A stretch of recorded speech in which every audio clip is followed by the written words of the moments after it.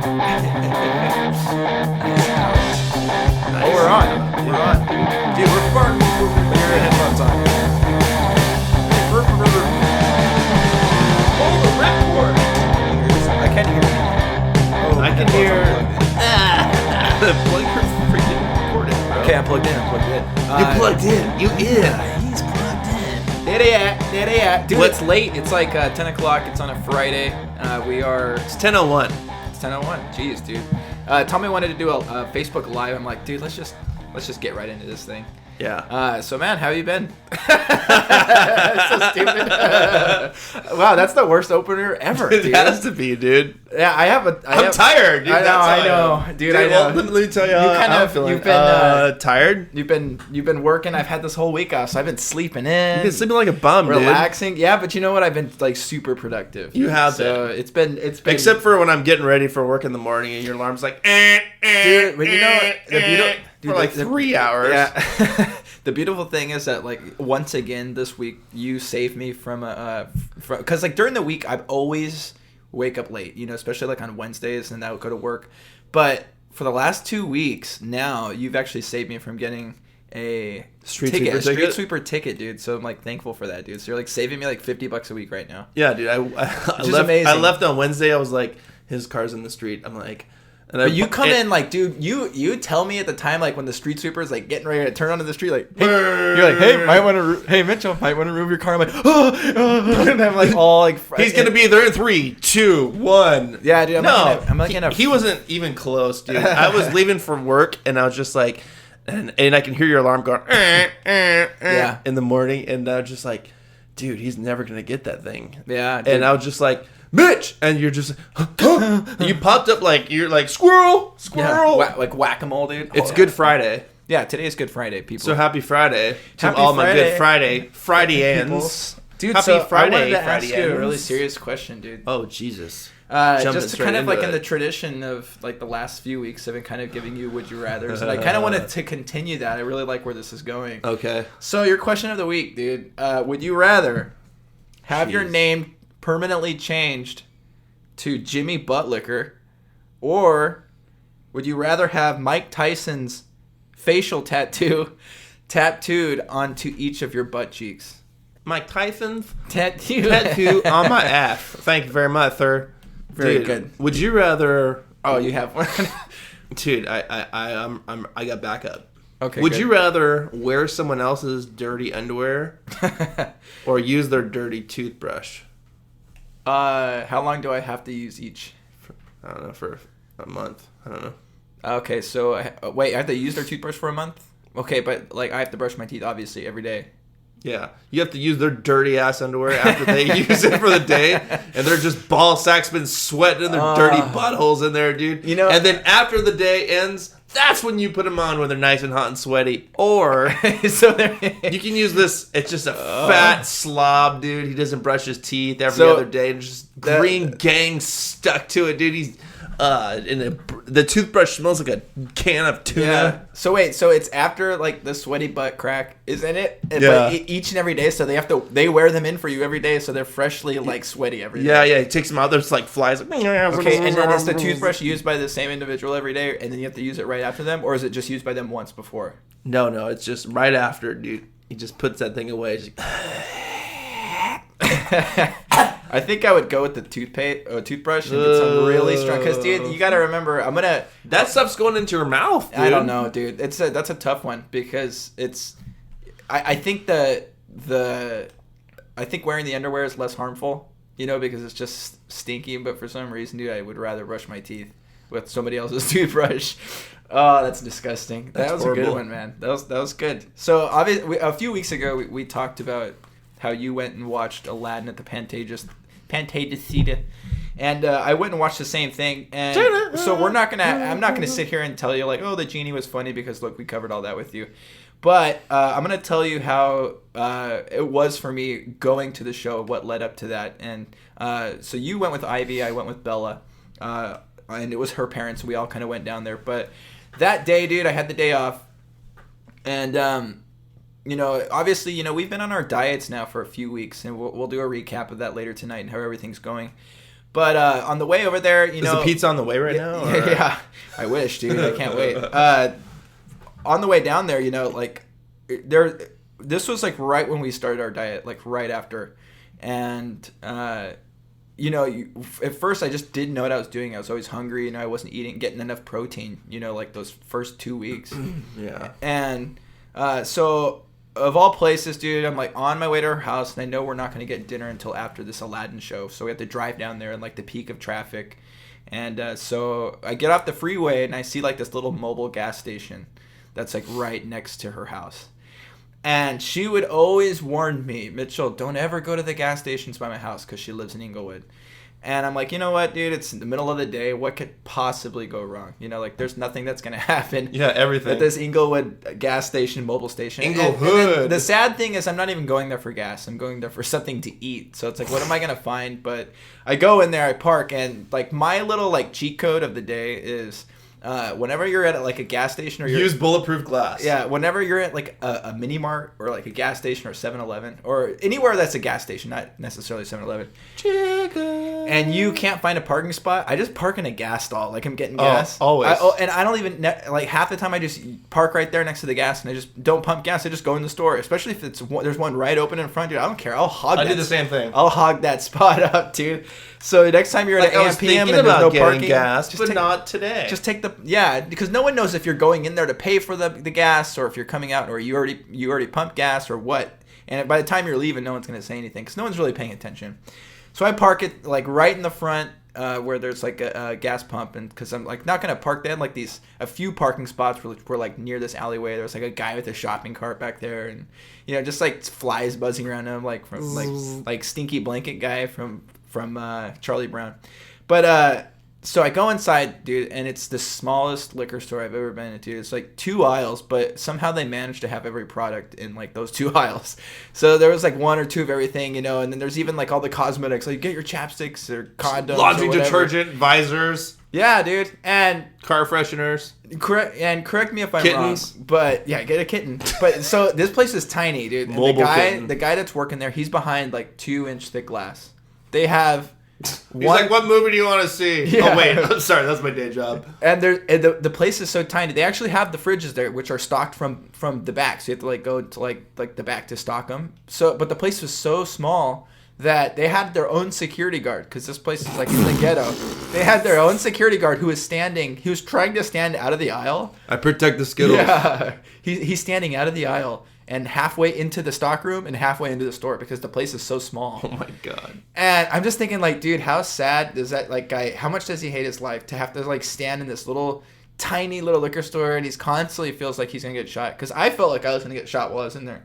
And there was like 2 guys in the corner like angrily scratching like those little lottery scratchers. He's like, he's got a 38. $38 for pump number 6. I need one more matching hot, and I'm gonna win the money.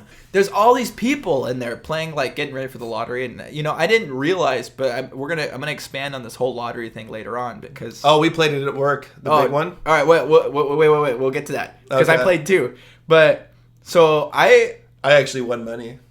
You did? To keep going, anyways. Okay, all right, we'll get to that. I want to hear more about that, but. Hey, correct me if I'm wrong. I thought that they discontinued Bugles chips, but they had Bugles chips there, dude. And I'm like, dude. What a segue. So, no, this is when I was in the store, when I was in the liquor store, and I saw Bugles chips. And so I'm thinking, still make those dude, tornadoes? Yeah, I'm like, well, I'm not gonna lose out on having the chance to get Bugles chips. Yeah, I'm gonna get Bugles chips for right now. Yeah, as you should. They had a bag of Bugles chips, and I'm thinking I needed something to eat. I was so hungry, and like I said, I knew we weren't gonna eat until after. And I grabbed the bag of Bugles chips, and I walk up to the front, and it's like this little Indian man, dude. He's like behind the glass, and he goes, "Hey, what's up, young blood?" And he called me young blood. And there's black people in there too, dude. And I was like, dude, I know that's like the Bloods and stuff, like what gang. Were you like, so whoop, if you banging on me? So I pay for my Bugles, dude. And so I like honestly, I felt like there was 3 other people just eyeballing me the whole time. I thought I was gonna walk back to my car. I thought it wasn't gonna be there. But so I get the Bugles. I get to her house. It's like right around the corner.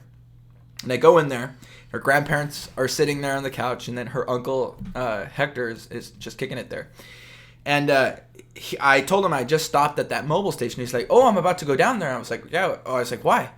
And he's like, "Powerball. You have to play the Powerball." And I was like, "Dude, the Powerball." I was like, "I've never played the Powerball. I've never really played the lottery, or I didn't understand, what you pick, how many numbers you pick, or you always see those people filling out, the little slips and stuff. It's like I just never played. I've played a scratcher before. I've gambled in Vegas, and that's about the extent of my gambling. But I've never filled out one of those tickets." And he said he was going down there, and then I was like, "Oh, cool." And I was like, "Hey, can you explain to me how to play this game?" He's like, 369, damn you fine. Yeah, dude, because he was telling me the jackpot's like $450-something million.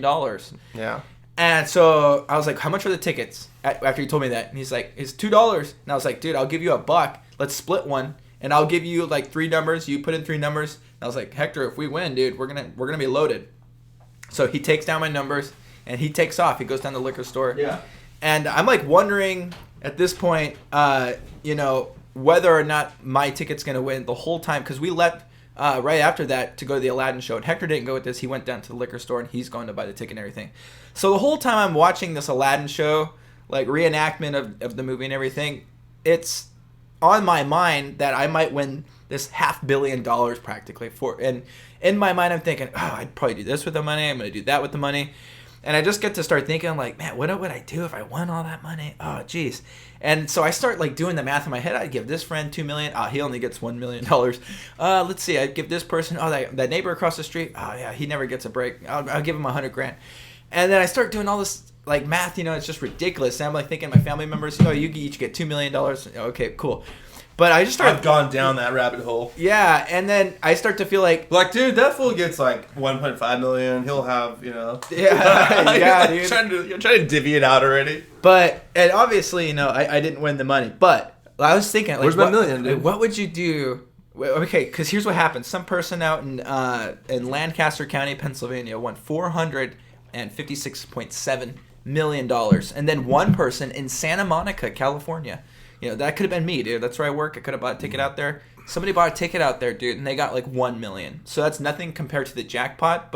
And I still don't really fully understand all the rules. I know if you get I think there's 6 total numbers. That's the more numbers you get, the more money you get. Yeah. So, but it's not like, I don't think it's if you match like 2 or 3. I think it starts at like, oh, you got 4, and then it has to be in the order that they draw them, either in forward or reverse. I don't think it can be mixed up. From what I was told. So, but you won money off that at work. Yeah. How'd that happen? So they played a pool. How much money did you get? I think 40 people played, and everybody put like $2 in. And we were, we were notified. My voice is going out. I'm going through puberty. 1995 for a second, dude. But we were informed via email that everybody in the company won 5 cents. Really? Yeah. Okay, so because $2 was and I was like, "I'll take those in pennies, please." Okay, so one person probably got, one of those tickets probably won a little something, a couple dollars. Yeah, and then so did you actually claim it, or just said I don't want it, and then it gets divvied? Well, I think they just kept it. Whoever played it, it was like $2 or something, or wherever it was. If everybody got a nickel and 40 people played. But I just kept teasing the person that set it all up. I was like, "Dude, where's my 5 cents?" He would laugh. I'm like, "Dude, serious, I want it in 5 pennies." Yeah. And he's just like, and then he said the next time they were like, "Oh, we reinvested that money and put it into some other scratchers, and we lost those too." Wow. It's just like fail. Yeah, I have not gambled in so long, and it's a rip off, dude. Yeah. If you think about it, like if it gets so it's big, the poor tax they call so it. many more people are playing, your chances are like worse, of winning. They call gambling like the poor tax. That's how, because I guess a lot of that money goes to education. Yeah. And a lot of people, in poverty, or poverty communities play the lottery, in hopes that it's going to turn their entire life around. And a lot of times, people like that win. They win the money, and sometimes they might not know exactly what to do with it.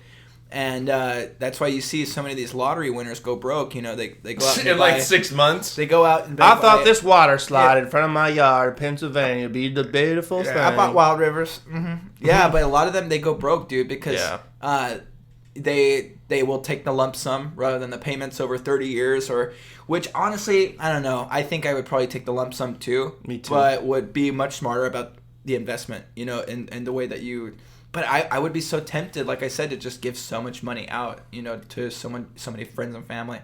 I don't know. That's just like what I was thinking about. I seriously was doing the math in my head on what I would give people. What were you thinking? I was thinking all my friends and family. You're gonna think it's cheap. Well, what was the prize again? What was the amount? $456 million. So okay. you take. You're like you get take the lump $10, sum and it dropped down to I think it was 270, and then maybe half of that after tax, a little more than half after taxes. And so let's say you ended up with 150 or 200 mil, and you're giving your friends and family, I don't know, $2 million each. Yeah. But that's a lot, because $1 million. You see you're your like, bank. oh, dude, $2 million. That's it. Yeah, $2 million because Cheap you don't want to piece of see your shit. bank account. You want to be a millionaire after you spend the first buck still. Yeah. Because once you spend a little bit of money, you're already under $1 million. You're not a millionaire anymore. So Would give you- them would $2 you- million, then they're still millionaires for a long time. Would you tithe 10%? Yeah, dude. You got to do it. You got to do it if you're blessed that much. 200,000 or 200 million would be $2 million because it's just like 10 or it would be 20. 200 million would be 20 million. You'd give 20 million up. I would give $2 million directly to Jeff Johnson and his surfing ass. Every Downing. He's like, I bought the dopest board. I mean, for the church. For the church. Yeah, he's a surfer. So he's like, I added an extra story. He'd get a gold plated. He'd be the next Joel Osteen. Though, God forbid, man. No, I honestly think he's like, I needed a better green room. Thanks, Mitch. Well, by tithing, you could give 20 million directly to your church, or you could. What if that confession plate comes around, or that little plate where they put all the money, and you just dropped in like $100 worth of penny rolls, and then you pass it on to the next person. They're just like, they're passing a sandbag around. Dude, I would stand in front of the church, open the suitcases full of millions of dollars, and be like, blah, blah. No, I'm kidding. Make it rain. Yeah, dude. Imagine trying to fit $20 million inside of one of those little tithing envelopes, dude. No, you put $1 in each envelope and put 20 million of them in. Nah, I'm kidding. But I'd probably give back. I think maybe not 20 million directly to any one church, but to certain charities and to certain causes. I give them 20 million. You actually care about 20 million pesos. Give some money to the Scouts of America. Give some money to I don't know. I'd have to think about that. That'd be like that's not first and foremost on my list. 20 million going to like our neighbor Dwayne would be like to me like tithing. But anyway, man, let's move forward off this whole thing. But, dude, I went to the mall today for the first time, and like going to the mall for which a long one did time. you go to? South Coast. Nice. And I just went. My whole purpose of going to the mall was to get a couple dad hats. You know what dad hats are, right? Any hat with not the elastic hats, but the ones with the snaps. Yeah, exactly. So I went to Forever 21 just to go there, and I heard they have pretty cool hats. So I went over there, bought some hats, and I had my headphones on during the whole time. Yeah. And I'm just shopping, and then I see like a strobe light out of the corner of my eye, and I'm like, what the heck is that? And then I take out my headphones, and it's like, bam, bam, bam. I'm like, Jesus Christ, is there like a natural disaster going on right now? Yeah. And then I guess it was somebody trying to steal or something. But the whole store, it's like a huge store, and it was just going off like crazy. So So you didn't see what the noise was? I didn't know what it was. How many dad hats did you buy? 2. And wait, tell me why.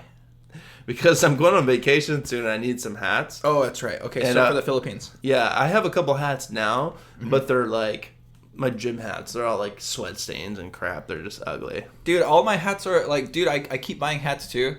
And some of the like the hats that I've bought, like the last 2 are Vans hats, and one of them is Flex Fit, and then one of them is the one with the snapback. Yeah, which one do you like better? For some reason, I always have the bad luck of like the front of the hat where the logo would be, or like the very front of the hat always gets bent somehow. Like in my car, it ticks me off.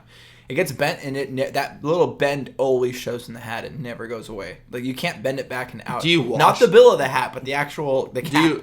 Do you wash the actual hat? I've never washed it. No. Yeah, don't wash it. That'll screw the bill up for sure. Yeah, dude. And I think somehow I got it's in the back of my car right now. I got chocolate on it or something like that. I'm not really sure how, dude, that happened, but There's like that hat was like you always have like one great hat, you know, you got to have like one or two good hats, dude. But yeah, you know, but I've been wearing this Brixton hat forever. Actually, I know you actually put that hat on right before we started podcasting. Why do you like to wear it? I didn't ever think of that. Do you like to wear a hat when we podcast? No, I just my hair gets in the way. You what? I don't like my hair on my face. Oh, okay. Why? How long is it right now? It's kind of short on the top, but little skeeter look. But I just, it's like two and a half inches. Yeah, when it's touching my hair, when it's touching my my forehead and my ears. Yeah, it tickles, and I just don't like it when it tickles me like that. Dude, I just got mine cut yesterday too. It's not, dude. It felt good. It's the sides were getting real long. Better get your money back. Yeah, I know. So did they mess it up? They messed up on the back. Yeah, they always mess up my haircut. Do you want to say anything, dude? I remember like when I used to go to like Fantastic Sam's, they used to actually shampoo your hair at the end. Yeah. And then now if I go to Supercuts and their thing is like that they put a hot towel on your neck at the end. They just get all the shampoo. Honestly, they blow it off one of those like super sprayer. Yeah, well, Supercuts did that, and the purpose obviously so you don't feel like you need to go straight home and take a shower and get all the hair out. But honestly, like do. I think that the towel does more because whereas Supercuts was washing your hair, they weren't getting all the hair that was on your neck. Wait, what are they doing? They put a hot towel on your neck? Yeah, they put a hot towel on your neck and they like wipe your neck and then they run it through your hair and it gets all the loose hair. So like afterwards, you know, you go about your business and it's just not all over your neck and it's not like bothering you, you know, underneath like your collar or anything like that. So my barber, what they do is once they're done with my haircut, they'll ask, would you like just straight razor or would you like just clippers? And I always have them do straight razor in the back. So they put like this little machine that puts out like some hot foam. It's like, and it shoots all this hot foam and he rubs it on the back of my neck and then takes a straight razor and just shaves off the hair, dude. And it's like the cleanest look on the back. I love that. And then he'll put like a little bit of some kind of ointment or something on the back of it, like some kind of I don't know what it is. After he shaves it, I better figure out what that is. What's it called? What am I thinking of? After shaving cream, what's the stuff that the guy that Home Alone put on the back of on his face? Shaving cream? And then he's it's aftershave. Aftershave, thank you. Yeah. He puts that on my. You just say? I thought you said it's not aftershave, but it's after you shave. And I'm like, no, it's aftershave. Yeah. Yeah. Macaulay Culkin puts it on. And he's like, he shaves and then goes. Yeah. He puts it on his cheeks. But he does that, and then he hits the thing that sprays the hair like super like, and he hits that at the back of my neck. That thing gives me goosebumps all the way down my whole body. Wait, what thing that hits the back of your neck? An air compressor. Oh, okay. And it just shoots all the little loose random particles of hair. So he'll put that the aftershave on the back of my neck right after a straight shave. Yeah. And then he'll go and then like hit the back of it to dry it. Yeah. And just like shoots goosebumps down my whole body. I'm like, ah! And then he runs his finger up your spine. He is a gay barber, so who knows? What is that? He's the Vietnamese guy, right? Yeah, you're the Vietnam guy. Yeah, dude, that's crazy. So you brought up something that to me the other day that actually I kind of brought it up to you. Basically, I said I want to watch The Disaster Artist because it's out of the worst movie in the whole world. Yeah, well, I think we might have talked about what if you've never heard there's a movie that came out like in the early 2000s and it's called The Room. And it was directed by and it starred and it was written and everything completely produced out of pocket by some guy named Tommy Wiseau. And total weird guy. He lies about his age. You know, he lies about where he's from. He says he's from like New Orleans, but he has a thick accent that no one knows the history of this guy and where he really did come from, where he got his money, because I guess he went way over budget when he produced and wrote this movie called The Room. And the production schedule, which was supposed to be like 40 days, went on to like be like 60 something days. And when the movie was being put out, there was like billboards all over. He was paying out of pocket to have these billboards with like a phone number on the top. It says RSVP now to see The Room on this opening date. Yeah. And the number on the billboard was actually to his cell phone. And if you called that number, you would get the director, and he's like, "Hey, it's Tommy Wiseau. Go watch my movie." That's what he sounds like. And so, you know, just this total nutcase, you know, I think the opening day of his movie, it grossed, or the opening weekend, I think it grossed like $1,800 or something like that. Wow. But anyway, on the opening day, after the whole disaster of the production, everyone thought it was going to be a total flop of a movie. It's horrible. And Tommy Wiseau, he saw this movie as being like the American dream kind of a movie, you know. And when the movie came out, everyone thought it was so bad, you know, that it was good. Like there's bad and that's bad, and then there's bad that's so bad that it's good. And this is supposed to be the best of those. So recently, James Franco, he made a movie about the making of that movie. And you had never seen The Room. Right. I had seen The Room, and I kind of had a history with it, which was... I've been in a room before. Well, yeah, we're in one right now. God. In 2009, my buddy Ryan, he had a website that he was trying to get off the ground, and he needed as many people doing articles on movies and any kind of media that he could get. He was taking writers from anyone that would submit to his website, which was called, I think it was called Verge or We Are Verge, something like that. And I told him, I was like, well, there's this movie that came out a few years ago, and this is in 2009, and even in 2009, that movie The Room, which came out in 2003, was old at that point. But it was in 2009 that it was starting to pick up this cult following. And people were going to what is called the Sunset 5 Theater. It's over in Hollywood. And every month they were showing in 5 theaters. The Room was playing in all of them. And if you went to the showing, Tommy Wiseau and the actors would actually be there. And they would greet everyone. And they would go into each theater before the movie started. And they would like answer a few questions. And then the movie would play. And so I'm going down there to do this, write a review on the movie The Room, and actually meeting Tommy Wiseau. I go down there with some friends, and as soon as I'm in line and we get inside, I've already met Tommy Wiseau. He's standing right at the door. Shake his hand. Everyone's kind of like, "Oh my God, this guy! His movies are so bad." You're like, I'm on Tommy Eynon's guest list. Yeah, I'm in line for some snacks. I'm hanging with Big John LaFolla and with our friend Michaela, and we're in line for snacks. And guess who's standing right behind us? Alec Baldwin. Alec Baldwin is there to watch The Room.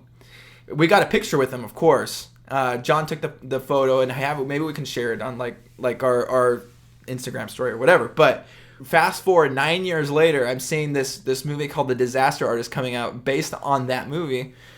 And it came full circle for me. So me going into watching The Disaster Artist was a completely different experience probably from what you had. Yeah. And because you rented it. You never had even seen The Room, let alone knew anything about it. So from your perspective, tell me, what was it like watching The Disaster Artist, again, which is based on The Room, and you had never seen that movie. What was it like watching this movie from your perspective? It was a disaster. It was just bad to you. It was just terrible. Okay, and why is that? It was because I didn't understand the character. Uh-huh. So I didn't know why he was talking like a freaking retard. He's like, yes, I think I sound like I have Down syndrome. I don't know. You know? Yeah. And I was just like, I was expecting a stupid, like, funny stoner movie that they always make. Like, just... You know, like a total funny... You wanted Pineapple Express, exactly. Or a Superbad. Just something, yeah. And I was just like... And that was like, dude... else but this. I was like, they got all the best dudes in here that are like super funny in Hollywood right now. Seth Rogen, you know? Yeah, he played... Yeah. He was like nobody in that movie. But, I don't know, man. I just did not enjoy that movie. Excuse me, I'm burping from that Coca-Cola. I just didn't enjoy the movie at all, dude. I thought it was terrible. I thought it was a disaster, to be honest. Yeah. So after watching that movie, you would not want to even go and watch The Room then? No, hell no. The original movie, The Room. No. Okay. Well, I'll say this. I thought it was really good. You know, if you have watched The Room, it makes a lot of sense. You really get to see, like, why was this movie so bad?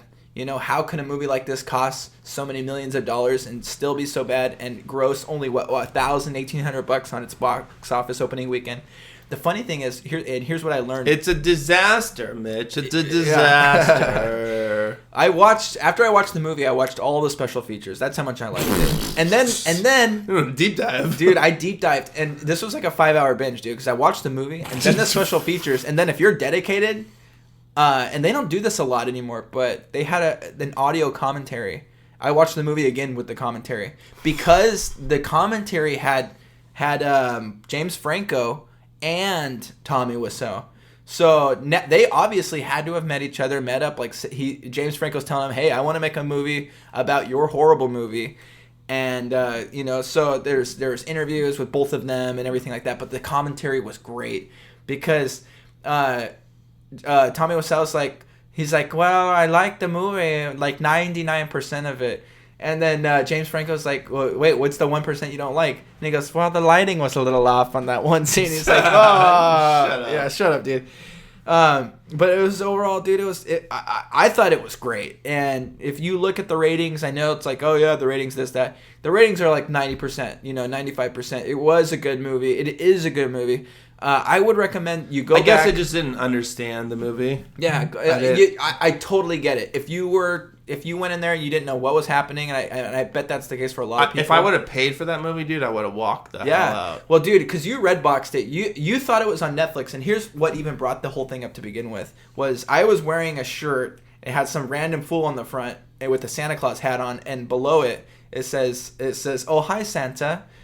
And you're like, "What's that shirt?" And I'm like, "This is a shirt of," I don't know if you've ever seen The Room. I was like, "But this says Tommy Wiseau on the front of my shirt." Uh-huh. And the famous line in The Room is, he walks in and it's such bad acting. He goes, "Oh, hi, Mark." But this was like a parody shirt where it said, "Oh, hi, Santa." It was like a Christmas shirt I got for work. Yeah. So yeah, but you're like, dude, that's on Netflix. And I'm looking it up and it's like not on there. So you're like, well, wait, I think I got it from Redbox. So I never had even been to like a Redbox before in my life. And so I was like thinking, I was looking at them on Google, dude, and I was like, I saw one, it was like 3 or 4 miles away, and I didn't want to go all the way down there, so I decided, I was like, I'm just gonna go to the 94 cent only video, is what it's called, the one right around the corner from our house. When we were growing up, we rented all of our tapes there. Did you need to go through the beads to get it, or? Dude, you explain what that even means. I don't know what you're talking about. So yeah, okay. So this 94 cent only video, there's nothing's 94 cents about this place. You go in there, a Blu-ray is $1.50. They're like $96, and a regular movie is $1. So any other movie is $1. I don't know where they got the 94 cent thing, but yes, there is like in the corner of this video rental place, there is a section that has beads, and if you walk through them, I guess it's just like whatever gets your rocks off, the adult section. Yeah. And and I actually have never been in there. Was the guy like? I remember thinking when I was you bought really the movie. young, He's like, "Mitchell, come in here, dude." I went in there. It was that Asian mom that has been there since the 90s, and she's like, she seems so like, burned "Hey, out. honey, how's your mom?" I was like, dude, I'm still wearing Crocs. Yeah, how are they paying the rent or the property tax on this place? It's like I was like only one in there. They still had like VHSs like burned from like the sun shining through the window in their display case for sale. It was just really sad. I feel like those, but I felt like I was supporting them in a way. I feel like you those guys need my support. I feel like those old video places are just like a front. They could be, but I think this is honestly that place used to be so packed when we were kids because it was $1 and it's still $1 for a lot of the DVDs, but the new ones are $1.50 or whatever. Like, do you have Lion King, the first one, on VHS? Yeah, man, dude. I remember going there with you, with our whole family, with our parents, with buddies, that lived locally, and that's just where you went. Whether you wanted to rent a video game or you wanted to rent a movie, and I think most of the time, when we were growing up, it was just going down there and coming home with a big stack of VHS tapes. And you always had a balance. Tape late. You all, $10. And you'd be like, "I'll get it next time. I'll get it next time. I'll get it next time." And then they would bargain with you. Just pay $5 now, and then maybe the rest later or whatever. But I don't know. It feels good to support a place like that. Rather than to put your $1, $2 into like a random machine that you said was like. You felt like there was somebody inside there, like looking at you through the machine. I don't know. I just felt like I wanted to support, like some mom and pop shop. It felt good. So, the Disaster Artist, I recommend it. I thought it was great. If you know what, if you've never seen The Room, go watch that one first before you watch this one. Terrible. Don't waste your time. Yes. Oh man. Waste your time. I got the other day that I hadn't got in such a long time because I've been working out. Not to brag, but I went and got a massage. Yeah, where did you go? To some little hole in the wall around the corner. I was like, what's cheap and what can like hook it up? What has good reviews? I was supposed to go with you, dude. Wait, that was the day we were gonna record last. No. Yeah, it was last Sunday. No, last Saturday. You were gone. No, it was okay. Never mind. Okay, so I came home and you were telling me you got a massage. It was in Bellflower, right? Yeah. Okay, what was your experience? It was nice. It was good. Well, I don't want to say it's nice. I got a deep tissue. Okay. Those things hurt, dude. That was not a good massage. I mean, it was good after, but it's not like a relaxing go to sleep massage. Right. Although when she was doing my legs, because my legs were so sore from like, dude, ever since this year, like I never ever did legs. Like I would do legs, I'd sit on the little machine and kick my legs up or whatever, like do some of those gay stuff. But like squats and deadlifts and like different stuff like that, I hadn't been doing. Yeah. And I've been doing that this year, and I've been seeing good improvement. So you were sore. You went and got a massage. Went and got a massage, and I started kind of falling asleep, dude. Like when they were doing my legs, it's like, oh, I feel so good. Yeah. And I was nodding, and I, you know, I would catch myself, and I'd pop back up. But then when she was doing my back, she was putting her elbow into me, dude. I was like, Chinese finger trap. She's like, stop it. Don't be such a bad boy. No, but that woke you up though, huh, on the back? Yeah. Okay. And there were some parts like, my arms, shoulders. She was digging her little Asian elbows in there like, do you like that? Yes. Ching chong, mother. I was telling you, I was like, dude, why do you go to these places and pay for massages? Why don't you just have Ivy do your massage? I was like, Bella and I, we give each other massages. You can bust out the lotion, dude. It's free, you know. And so like even yesterday, Tommy's shaking his head. Dude, it was funny because like you said you fell asleep. Well, yesterday I was giving Bella a massage, and I had Inglourious Bastards on, and she's never even seen it. So like it was that opening scene where the German guy is inside the house, and he's like you're storing in enemies of the state underneath the floorboards. So by the time like that scene was like 20 minutes, you know, where it's like drinking that guy's milk and everything. Oh yeah. And that scene's playing, and he busts out his pipe. I was done massaging her. That scene ends, and I was like, all right, my turn. And she's like, oh, I didn't even realize you massaged me the whole time. I was like, what? And I was like, no, what? Like the whole time she like just kind of like was so intent on watching that movie. You paused it. My turn. Yeah, that's what I said. I was like, my turn. As soon as that he shoots up the floorboards and like kills everybody. Yeah. What a great massage movie. Yeah, it was perfect. All right, my turn. Sorry, Obi. Dude, well, we that was last night. We watched Daisy Jimmins. Dude, we watched I Love You, Man. Dude, that movie's funny. I don't know if you've watched that lately. I hate that guy, though. Which one? The main character. Paul Rudd. You don't like Paul Rudd? Wait. Paul Rudd's funny, dude. Maybe I'm thinking of a different movie. I Love You, Man is the one where... Yeah, I'm thinking of a different movie. I Love You, Man is the one where Paul Rudd can't come up with... he doesn't have any friends. Yeah. And he's getting married, so he needs a best man. So he's like trying to make friends with somebody. And he finally meets like he's a real estate agent, so like one random dude that he makes friends with, and then they become best friends, and then they're like doing like going to Rush concerts together, and they're like dragging the wives, and then the wives aren't sure if that's like a good friend for him. I thought it's a funny movie. That was a funny movie. You've never seen, but speaking of movies, so like it was like the 26th or the 27th. That the Star Wars: The Last Jedi came out. It was released on Blu-ray. I know you're not a big Star Wars fan, but I wanted to cover this real quick. Ivy asked me today. She's like, "The new Star Wars came out. Do you want me to rent it tonight?" I was like, "Yeah, if you want me to fall asleep and not talk to you the whole night." Man, I hate Star Wars. Honestly, I was counting the days for this movie to come out on Blu-ray because I was gonna run out and buy it. And you're counting every single day, dude. I was excited. You're like 16 more days. Yeah, and so this came out this past week. And but there was too many versions that came out, you know, because Target had their own exclusive version, which had like a little mini book of like pictures of the characters, and then Walmart had their own version, which was like you get like characters on the cards, and then Best Buy had their own version, which was like included like the digipack with, I don't know, like you get like a DVD copy with Blu-ray.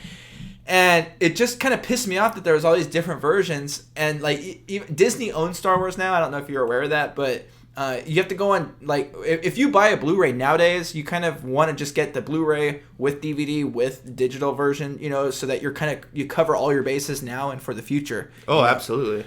And so that now, because even if you use a disc now, in the future you might just want to have a digital code to watch your movies or whatever. You might want to throw everything away. For me, I'll keep everything that's tangible. I still have my VHS tapes, as you know. But so I honestly, I just couldn't pick a version to buy, and then I didn't buy any version. But the day that it came out, Hector, who we talked about earlier, he bought it because he's a huge Star Wars fan. It's Bella's uncle, and so she asked, so Bella asked me. She's like, "Hey, Hector's buying it. We're gonna watch Star Wars tonight. Do you want to come?" I was like, "Heck yeah, I want to come." So I go down there, and he went and he bought the version from Target. And so I'm like, I thought you were gonna say he bought it from like the street guy on the corner for $10. Doesn't even exist. Some dude has he's got a JVC camcorder in the back of the theater. Yeah. People walking in front of him. Yeah, he put it on a DVD, like a Memorex DVD or something. He had gotten the version from Target, and dude, this was honestly in my top, I'd say either 3 or 4 Star Wars movies that have ever come out. I really, really like the Last Jedi. My favorite was none of them. Yeah, I know. You like the Star Wars Lego movie? Yeah. It was really good. It was really, really, really good. But I haven't bought it yet. I'm still on the wall on which one to buy. But he bought the one from Target, which had like the flip book with like the pictures and like notes from the director and everything. And I dig that kind of stuff, man. I love the special features, and I love looking at behind the scenes kind of stuff, and that's why I still like buying the Blu-rays and the DVDs, because you just don't get that with Netflix. You don't get the commentaries, you don't get the behind the scenes and stuff that you're passionate about. Even if you try to like hit it on the special scenes on those DVDs, they don't have them. On the new ones? Yeah. If you rent a movie from Netflix, usually you'll have to have that on a separate disc. Yeah, typically. And you know what? Even the digital codes that are. I always want to see bloopers and deleted scenes. Yeah, the bloop. You want to see the mess-ups? Yeah. Yeah. You know what? You should have got the real DVD. Yeah. I'm like, God damn it! I only paid $1. Yeah, you don't get that kind of stuff with Netflix or Hulu or anything like that. Trash. And the beautiful thing is, look, and even if you like digital platforms, it's like I want to just download my movie. I want to buy the digital version from Amazon, and I want to buy the OG trilogy of Star Wars or of Jurassic Park or Indiana Jones. You're still going to get the special features included with the digital versions. I almost bought a Jurassic Park hat at Forever 21 the other day. Dude, you got to have a dress. I would wear it. I was thinking about buying it. I was like, that's kind of funny. Yeah, what was it? The T-Rex head? Barking sideways? The OG like symbol, dude. Like... That's just a sick-ass movie. I wonder if the people in the Philippines would be like, "Oh, it's the Jurassic Park, brother."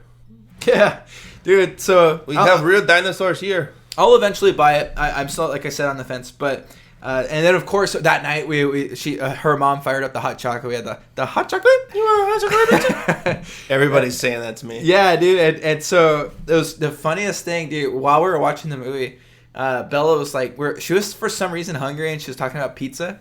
And I noticed that, like I don't know if it's just her or, like, Hispanics in general that say pizza.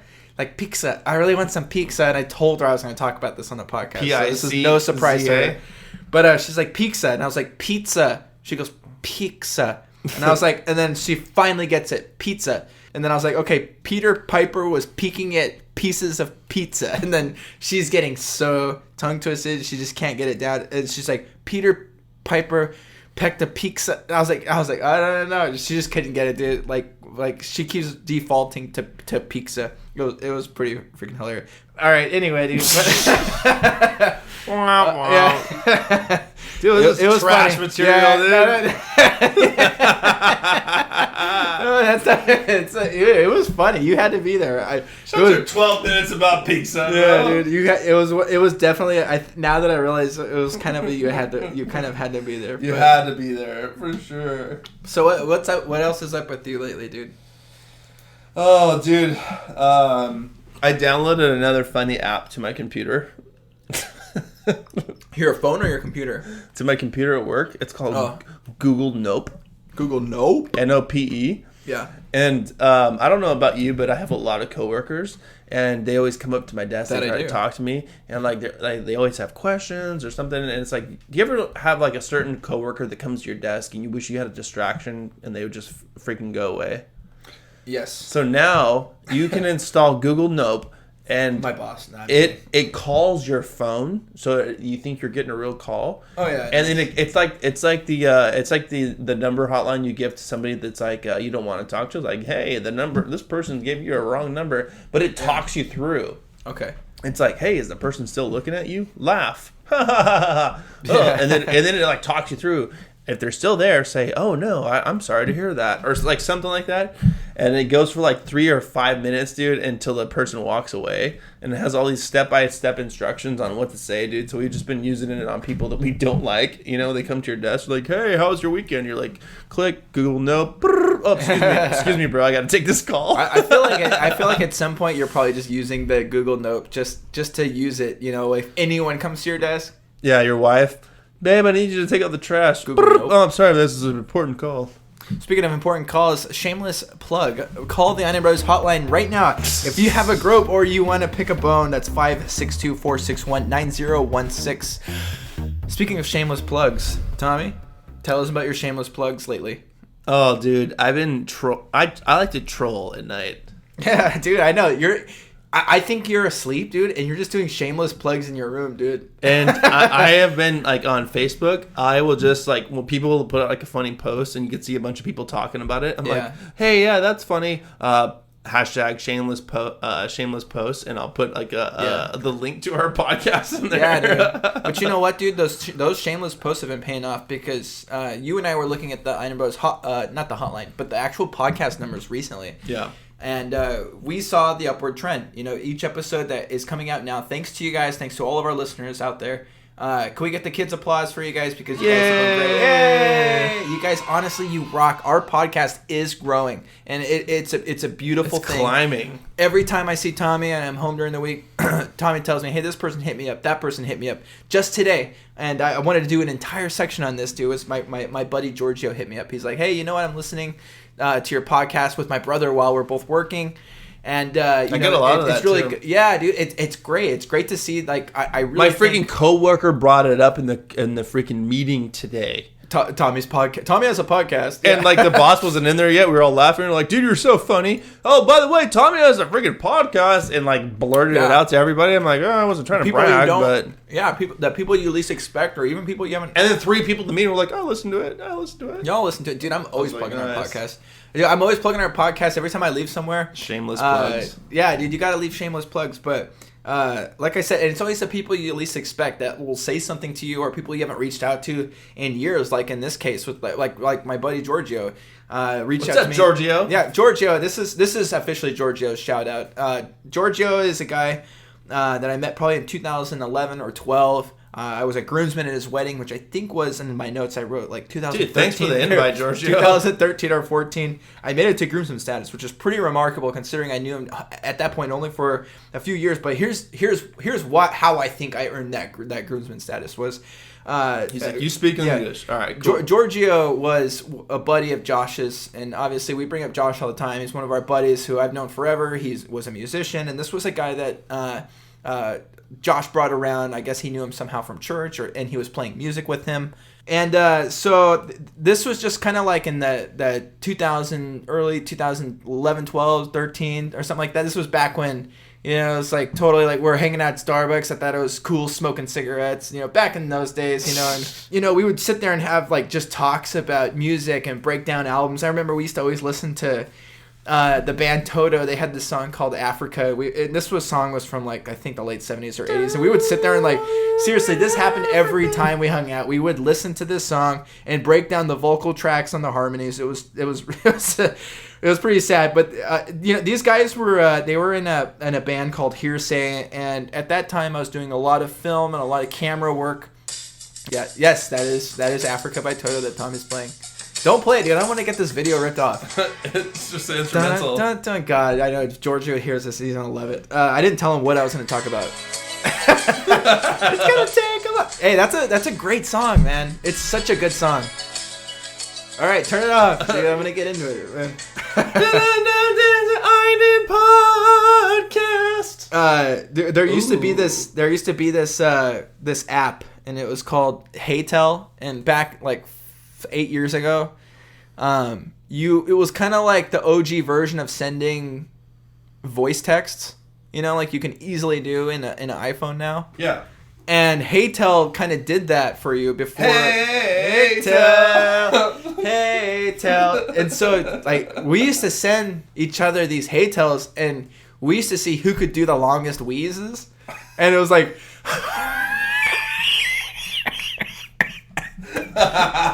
And dude, Giorgio used to send some gnarly wheezes, dude. Like his wheezes sounded like he had a 6-minute wheeze. It sounded like he had 3 cigarettes in his mouth, dude. He sent like the sickest wheezes, dude. Like it was like, dude, Jesus Christ, and you would respond like, "Hey, dude, that was a really good wheeze, man." You weasel. Hey, oh man, did you hear Giorgio's wheeze, dude, yesterday? And me and Josh and Giorgio, we'd be at a Starbucks just chilling, talking about who had the best wheeze that week. He's a wheezosologist. Yeah, dude. Like we used to think that was the funniest shit, dude. And Giorgio was funny because everything he would always say candy corn about everything. Oh, it's easy, dude. Oh, that's just candy corn, bro. Oh, it's candy corn. Like, hey, dude, making up words. Yeah, candy corn was basically like it was easy or it was cool or whatever. It's like it's nothing. It's like, hey, dude, were you able to get that day off? Or hey, did you beat that level on the video game? Dude. Yeah, bro, it was candy corn, bro. And I was like, hey, bro, it was candy corn, bro. Now he's working for Hulu now, and he's actually working from home for good for Giorgio. So he was actually working at originally, I think a few years ago, he started working at the actual corporate office, I think, in Santa Monica, where I work now. And it's literally right next door to my office. And then now he actually works from home for Hulu. So, Giorgio, if you want to send us some sponsorships from Hulu. Hey. But, dude, the funniest thing when he hit me up was he brought up something that I haven't thought about in a long time. And when he was telling me how I was listening to your podcast and everything, so and I'm gonna tell you how this all relates. Like, so a few years ago, how I used to do like music videos and stuff for friends. Yeah. Well, Big John LaFolla, the Godfather, he did a cover. This was when I was living in Long Beach, and he wanted to cover a song called "Tired and Uninspired." And it was by a band called My American Heart, and see, back in the day, Johnny would have these big bonfire parties at his house. Everyone would go to John LaFolla's house for the bonfire or the party or whatever, and everyone would gather around. There'd be guitars and everyone just kicking it, and it was like family community status. And John would always play this song, "Tired and Uninspired" by My American Heart. And finally, years after that had happened, he wanted to do an actual cover music video with me, and he wanted me to record it. And so we set up everything. I set up the shotgun mic. Johnny has his guitar, and he's like, "Hey, I'm gonna come over. I'm gonna do the song." I was like, "Cool." So I record it, and Giorgio came over while I was editing it, and he thought it was like the funniest thing because look, there's a few notes in this song that are kind of hard to hit, And this actual song itself is like, "'Cause lately I've been tired and uninspired." And bless John's heart. Look, John's gotten a lot better. He's a great musician. He's a great guitarist. But to have him singing solo... He's a better solo, Uber driver, though. To have him singing solo on the song, it was like there's a few parts on the audio, for his singing that just weren't great. And look, I'm going to actually run... If you hear this right now, that's because I honestly ran this by him to make sure... that the audio that I'm about to play was all good. So I cut the video and John never wanted to put it out. It just wasn't right or whatever. But dude, it's funny. I'm gonna play. I gotta play like a minute of it, dude. No, I'll play like 30 seconds of it. But it was kind of funny. Play it. For me, I'll be strong for you. Be strong for me. I'll be strong for you. You are the earth beneath my feet. Hey, there's something I want to talk to you about. What? Pet peeves. Wait. Before you go into pet peeves, so anyway, to close out the whole Giorgio thing, I think what we'll do is, to close out the podcast, we'll play, since Giorgio and Johnny and Josh were all in a band. Called Hearsay. We'll close out the podcast with their song that they recorded. We'll play with 3 seconds of it. Isn't it? Yeah. Dude, and Great song. I wish, and this is one of those times where you wish that podcasts were video, because I did all of the behind the scenes work with them while they were recording it over at Zombie Studios. It was like their friend Kevin owned it. And they recorded the whole song there. Could have edited that in. Dude, yeah. But it was funny, too, while we were there in Zombie Studios. There's so many stories, dude, while they were recording that song. Because Johnny, when Little John was recording the song, he was only able to sing well without clothes. So he would, like, wear his boxers, dude, and, like, stand at the mic and sing the song. Otherwise, he just couldn't sing. It was crazy, dude. And they only recorded ever one song. And so, but the funny thing is, Giorgio was working on the song called Rolling Rock, which I loved, and they never recorded it. So, Giorgio, if you hear this, finish Rolling Rock, dude. Record it. Hit up Josh and John and finish that song already, dude. It's ridiculous. Finish it up, dude. Come on, finish it, Giorgio. Giorgio! Jesus! Stupid! But anyway, finish it up. Moving forward, so we'll play that song later. You want to talk to me about pet peeves. Go for it. Pet peeves, dude. I was just thinking, man, like, there's just certain things that just piss you off throughout the day. Yes. And I wrote down a couple of my pet peeves, dude. And first off, it's people with full voicemails and you can't leave a message, or people that haven't set up their voicemail on their phone.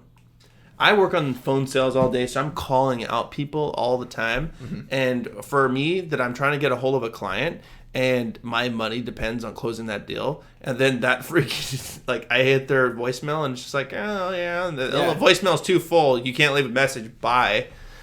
That pisses me off. Dude, yeah, okay, go on. Also, dude, I'm like, yeah, get your life together.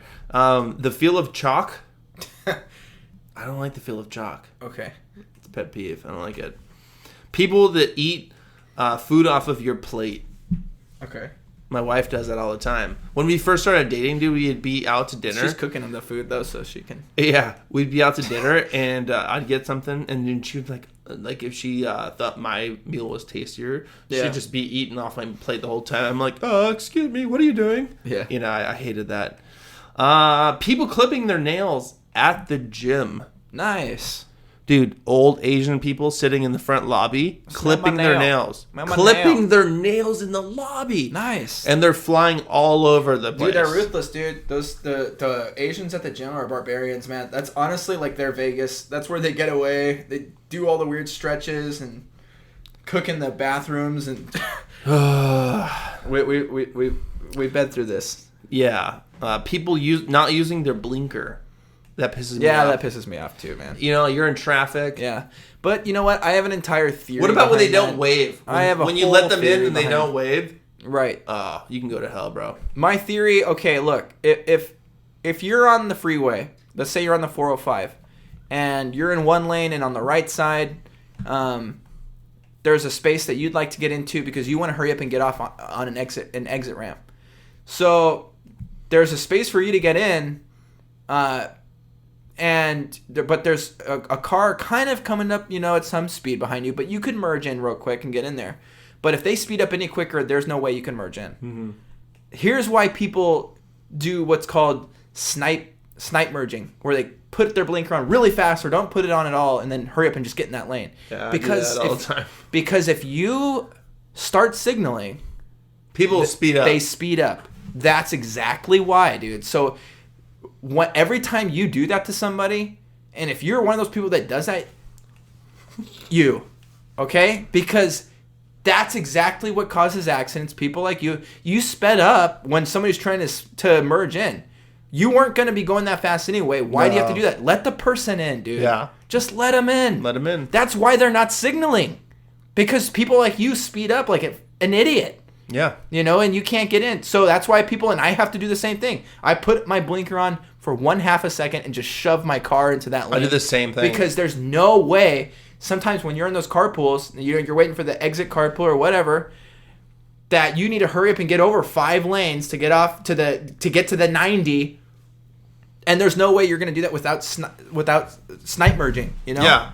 You just got to do it. You got to shove your car. It's ruthless. But I wish we lived in a world where we could signal and people would not speed up and let you in. But the reason people snipe merge is because jackasses speed up and won't let you go in. Yeah. Because they're afraid. They will pull their car all the way to your front bumper. Yeah, they're afraid if you get in front of them, then that's going to make the traffic go slower. But honestly, by doing that, you're just risking a car accident every time. Every time. Because a person in front of them might speed up or that person might still try to merge and then boom. I have a question for you. Sure. What's the most scared you've ever been in traffic? Like, what's the scariest thing you've ever encountered?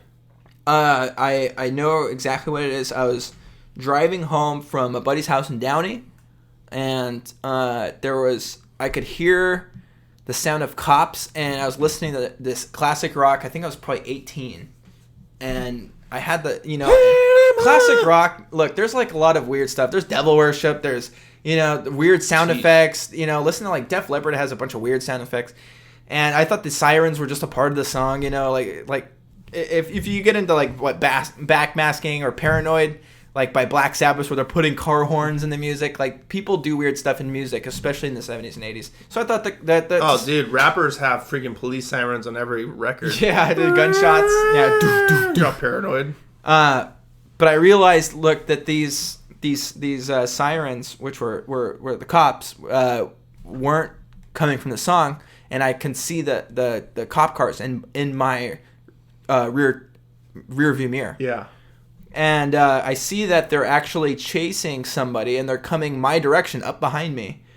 And they were chasing this truck, and it was almost basically like a utility truck, or like a construction truck, which had all the side, panels with all the built-in workbench and everything like that to the truck.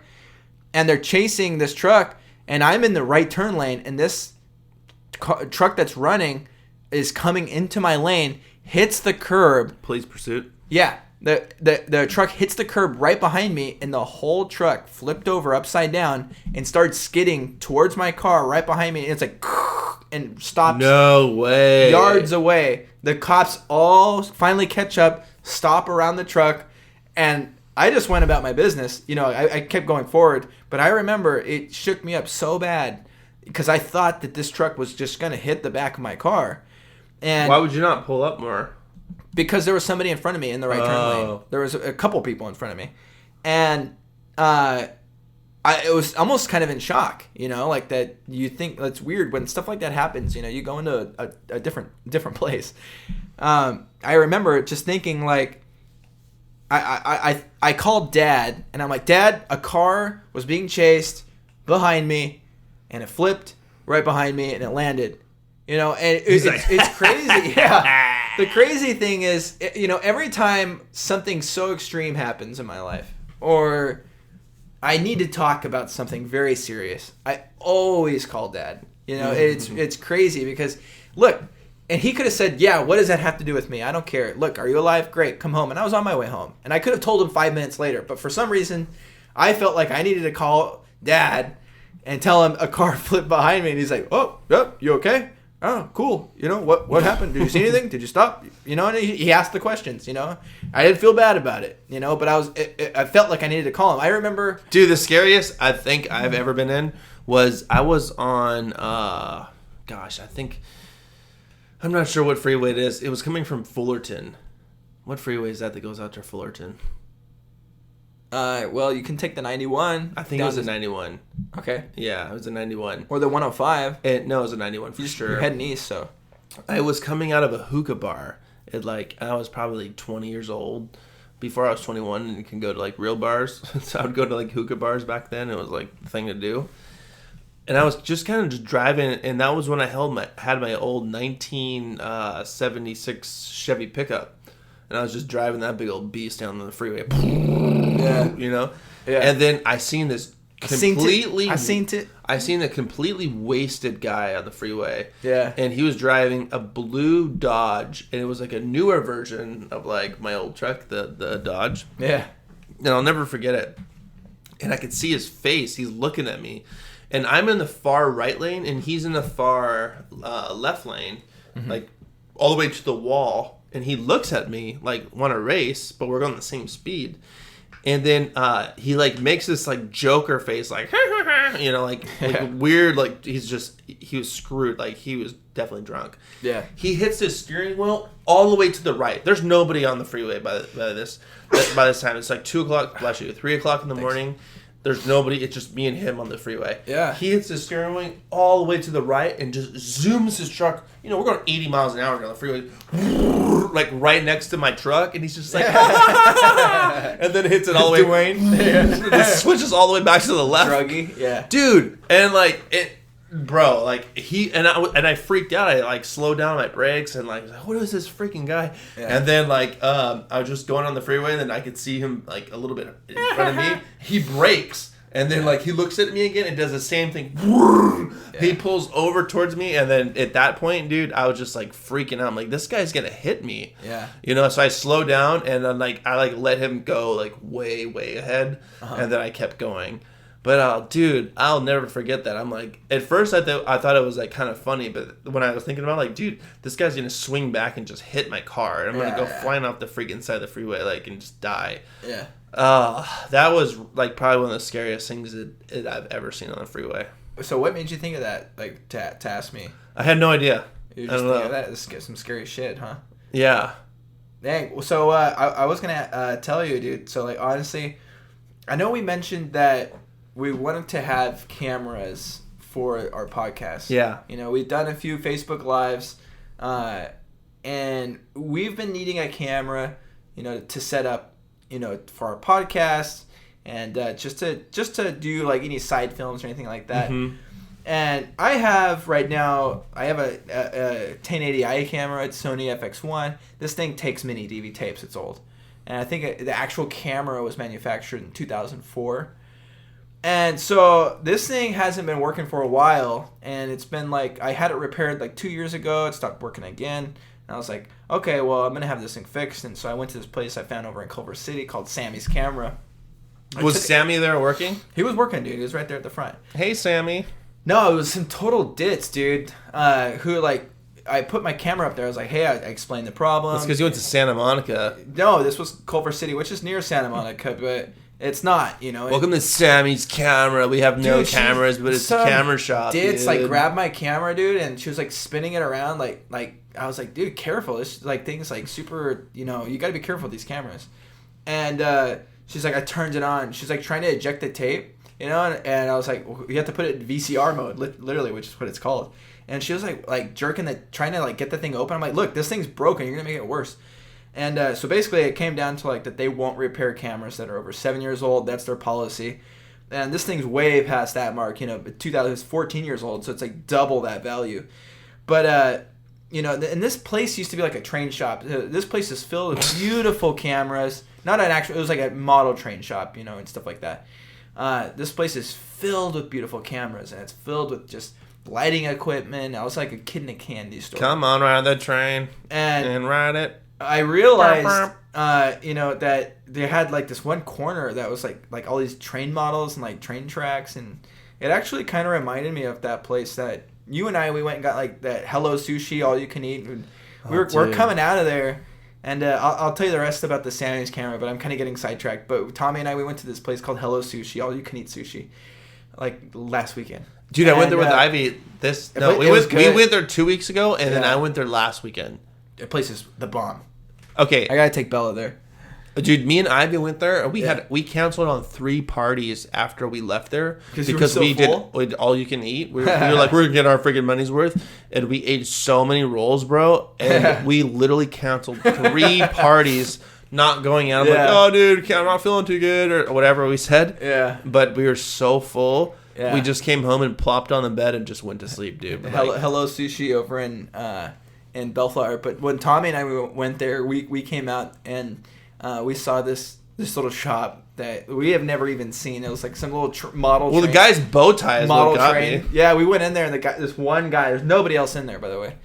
And they're selling like little miniature trees, like street lights, little miniature trees. And Tommy and I were just we're getting these ideas on why we need a camera. Because Tommy's like, yeah, we should record like interviews. Like, hey, how long have you worked here? You know, like, hey, how do you like working in here? You know. So Jonathan, tell us about that bow tie. You know, so Jonathan, I'm feeling the blue bow tie. Yeah. Tell me a little bit about your career. He was like so pale. It was like, dude, he looked like, honestly, he wanted to jump off a cliff or just walk into oncoming traffic. He's like, I'm going to commit suicide. No, you asked him, you're like, so is this on stuff this train track yeah, you told that him, I sell. You're like, so is there a big market for this? Or, you know, because there's like nobody in there. He's like, oh, it's a niche market, but there are people that come in. He's like, there's Gary. Gary comes in. He buys stuff. Gary He's our comes only every other customer. Wednesday. Gary's a great guy. He comes in around the chili cook-off. Yeah. No, but You're my second customer. So yeah, dude. Ever. Dude, he was just like he was dusting off that sign. He's like, so they had all this like train thing in there, which was like it's like distracting me the whole time, like trying to look at cameras. And then they had like, of course, like all the lighting equipment and the boom mics and everything like that. And I was looking at everything. I was in there for a good 2 hours, even after I found out they couldn't, mics. Because at this point I'm thinking, look, it's just time to buy a new camera because look, every few years I realize I'm so behind on technology that I need to just upgrade my life, upgrade everything. I need new cameras. I need a new phone, all that. And we're going to touch more on that later.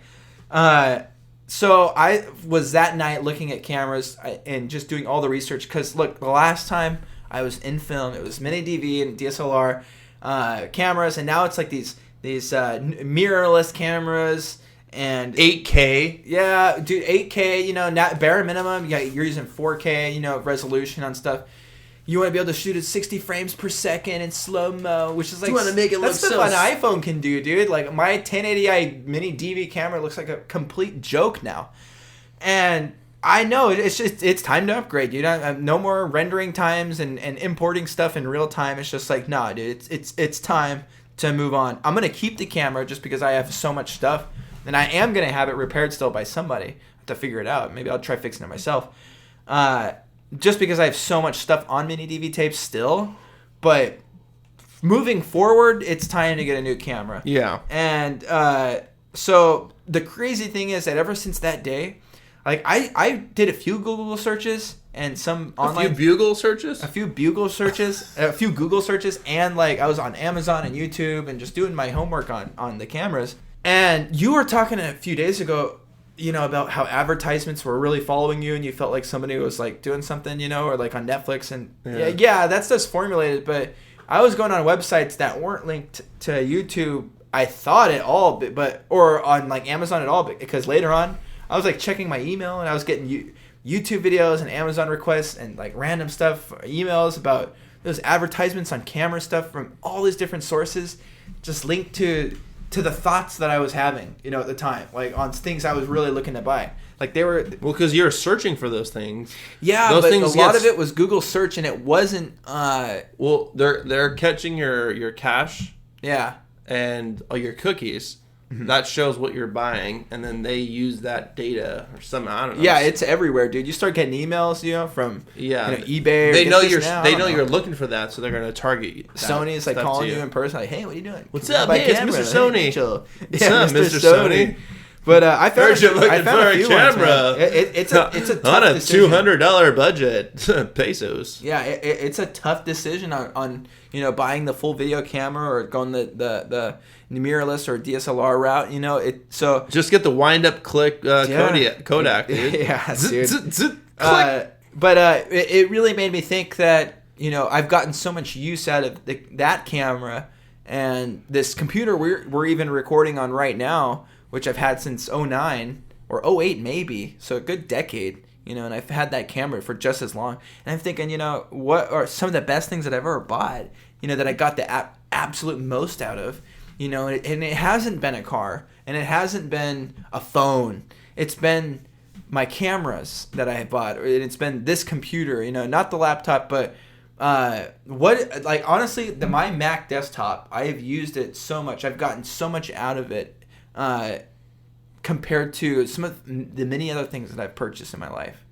So what is something for you that you've bought that has really given back to you, that you said, man, if I never bought that? Another thing, like I bought like that acoustic guitar, years ago, that when I was learning guitar, and I've completely learned how to play on that thing, before I ever had an electric. These are things like that's just a gift to have, to learn on. Well, first off, dude, nose trimmers, dude. Thank God. Nose trimmers, yeah. For nose trimmers, man. The other day, I was just picking my nose, and I just noticed as I'm getting older, I have these long hairs in my nose, bro. Oh, dude. And I bought a nose trimmer to save my life. No, so something that I've gotten a lot of use out of, I don't know, new bed. Well, it wouldn't be necessarily something new. I mean, I guess it could be, but is there anything you have now that's like, man, you look at that and it's just like, that thing is really giving back? No, not really. Gym membership. Yeah, that's true. You're like, my TV, my room. Okay. Well, we'll move on from that then. Yeah. Yeah, so like I said, I've been off this whole week. It's been lots of home improvement. I got the man cave and the whole garage cleaned up. That was like a 2-day project in and of itself, but the man cave is rocking and rolling so that when we do have guests on this podcast, it's carpeted, like the whole section. Then that was one day was the one side where we have like our man cave, if you don't know, is in our garage. It's a 3-car garage, so it's huge. But there was just so much crap in there that I threw away and just moved around and reorganized and put in carpet on one side. It's looking pimping now, dude. Yeah, it's pimp mobile status, dude. It looks great. And the whole other side, we have a 2-side. We called up the guys from Pimp My Garage. Yeah, they came down. They're like, hey, bro, I heard you like popcorn, so we put a popcorn maker on the top of your roof. Yeah. And it rains popcorn inside your garage, man. You're going to love it. Yeah. You want extra butter? We got you. Yeah, is it it's perfect? It's going to rain butter. Is it perfect? No, there's like 3 different kinds of carpets. But we got a microwave stacked on top of a refrigerator. Yeah, dude. So it's like blue-collar comedy tour status, but it's got the TV. I even hooked up like that Sega Genesis, which has every game built in. Thank you, Jack. Your loud TV. Yeah, it's some old. Or your loud fridge, rather. That loud fridge is out there. Yeah, the legendary fridge that I had at my apartment. Like, if you listen to the first few podcasts, we used to talk about it all the time. Yeah. The missile launcher fridge. It's out there now. So if you pay your respects to the man cave, you will get to see the old school fridge, and it's got all the magnets on there from my traveling days and for upcoming traveling days. All 2 magnets. Yeah, no, there's like a good like 20 now, man. There's a lot of them, but so it's been fun. Like, and so organizing the garage, we got finally we got a washer today, and look, we honestly, this is a big day for us because we're officially saying goodbye to Fluff N Fold. Fluff N Fold, look, it's been nice. Thank God. Thank you, Fluff N Fold, for your service. Thank you to the owner for all the fist bumps. We'll have a moment of silence for Fluff N Fold because, look, this place, 1, 2, the Asian guy, no more fist bumps from the Asian guy. No hey, how you doing? You're homeless so people tall. sitting in the back. People, I even heard like some people had their laundry stolen from there. Hey, you want to know what's funny is that the Asian guy from Fluff N Fold, he heard that we got a washer, and he actually called. And he left a message on the Eynon Brothers hotline. Are you serious? Dude, he wasn't very happy, dude. He wants us to stay like loyal customers to them. So let's go ahead and play his message now and see what this Asian guy has to say. Yeah, let's hear it. Yeah.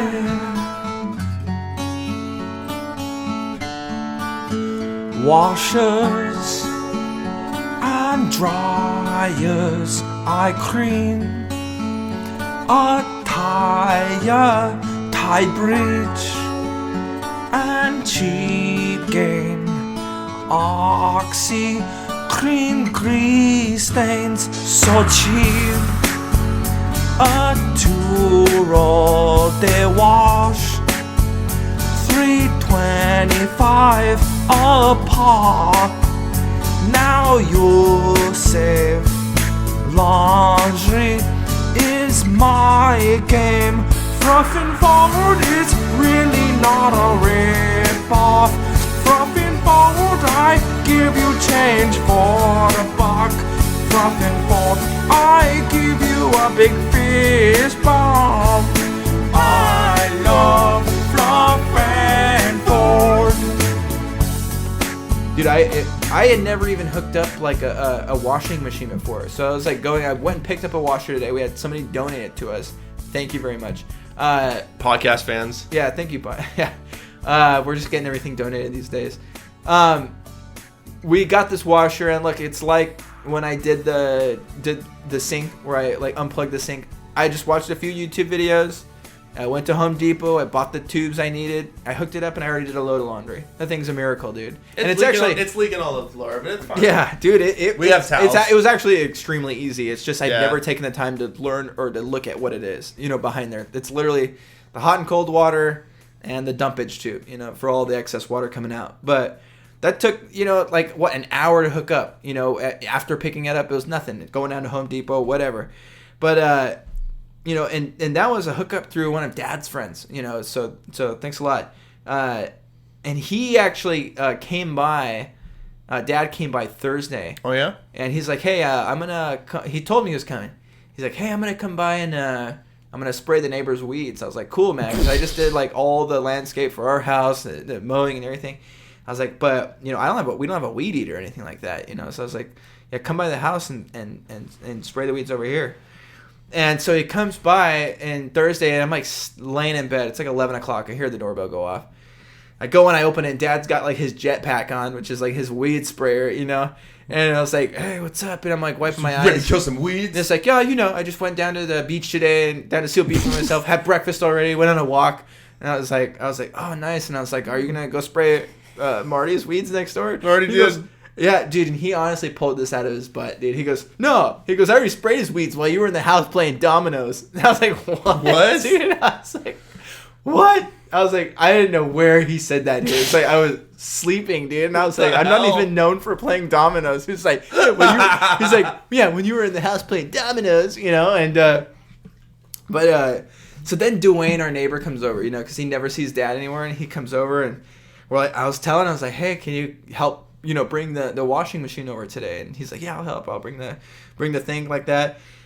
And he's like, tell your brother. That SUV you guys have, you know, which isn't running, is just sitting there, and tell him to bring it back over. I think I know what's wrong with it now. And I was like, nah, Tommy, and I totally put words in your mouth.